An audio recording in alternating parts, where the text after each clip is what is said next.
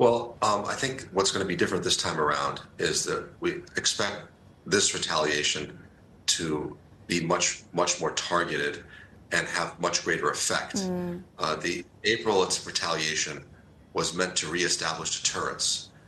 It's clear that Iran feels that with the killing of Haniyeh in Tehran on its soil, when he was a guest of the Iranian government attending the inauguration of the new Iranian president, that it has to respond to it. It has to respond to it in a way to reestablish its red lines with Israel, and to create a different paradigm whereby Israel doesn't feel like it can act on its soil.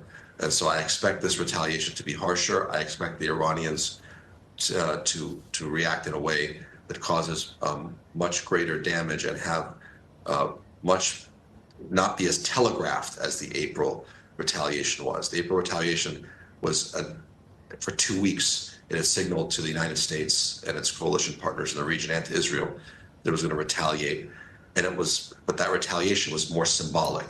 I expect this retaliation to not be as symbolic and be more indicative of an Iranian intent to cause damage and harm.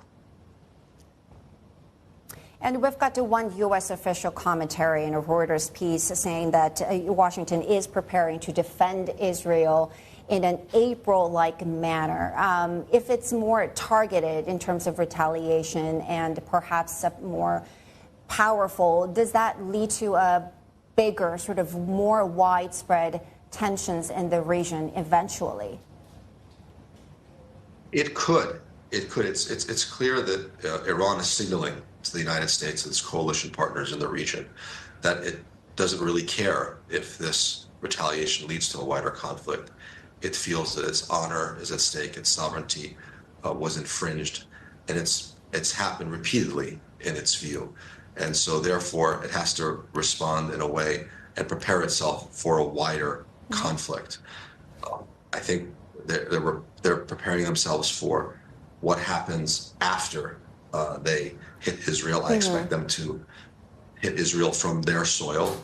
I also expect the other members of the so-called axis of resistance to get involved as well. And I expect it to be layered and in coordination with them.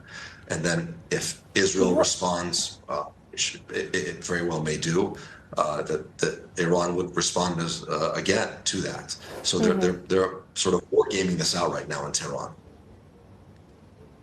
And what does this mean to the fate of this ceasefire negotiation? And obviously, Washington is pressuring Israel to show restraint and really just go for this ceasefire talks right now. Yeah, that seems to be just a sort of a red herring, because it doesn't seem like Prime Minister Netanyahu is interested in that. He's interested in a wider conflict, because a wider conflict serves his personal interests of staying in power. He's deeply unpopular. He's using this war to prolong this war. And by bringing Iran and the United States into a wider conflict, that benefits his personal interest in staying in power. The fate of the hostages and the fate of the ceasefire talks are really, in limbo.